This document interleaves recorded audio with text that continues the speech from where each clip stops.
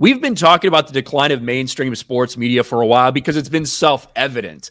When they started focusing more on social justice and identity politics and, hey, get out the vote and all these different things on places like ESPN, places like FS1, people started walking away. They started finding other alternatives, like here on Sports Wars, Black and White Sports, Pat McAfee's show, which he's now going to ESPN, ironically, or Outkick the coverage.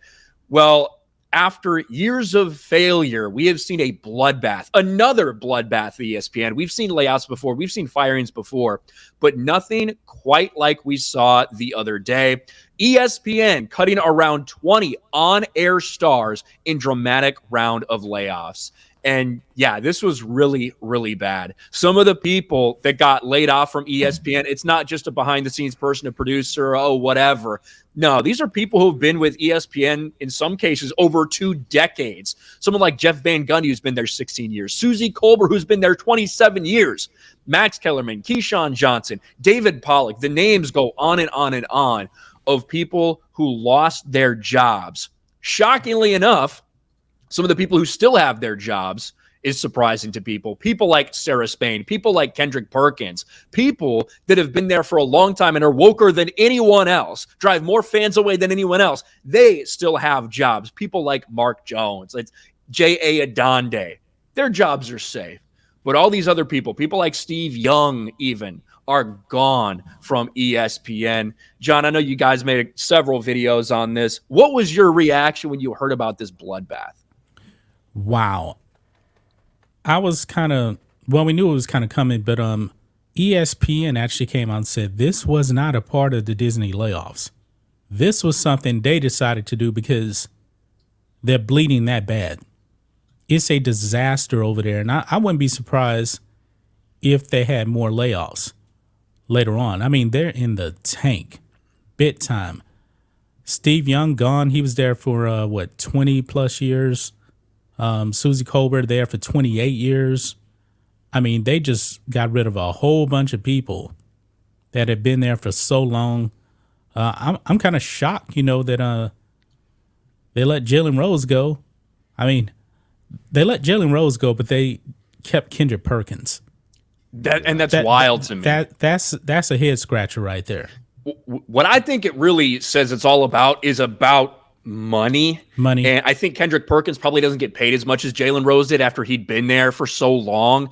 So I think that's really what it comes down to with all these things is they're trying to save money desperately. And of course, they got Pat McAfee's big contract coming up.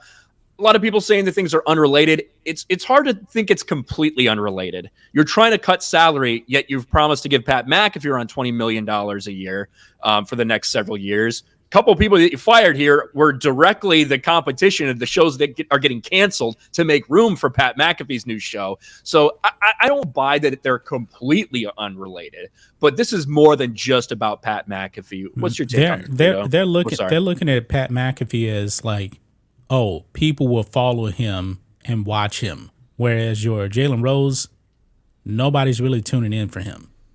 100%.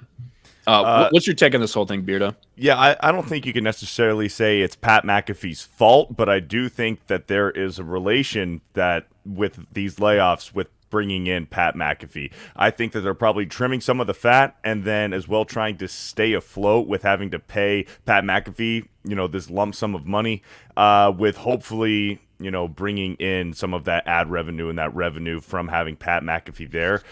It is wild, man, but, Pat McAfee shouldn't be taking any of the blame. He shouldn't be taking any of the heat. These guys, a lot of these guys are horrible and terrible to listen to. A lot of them don't know anything that they're talking about.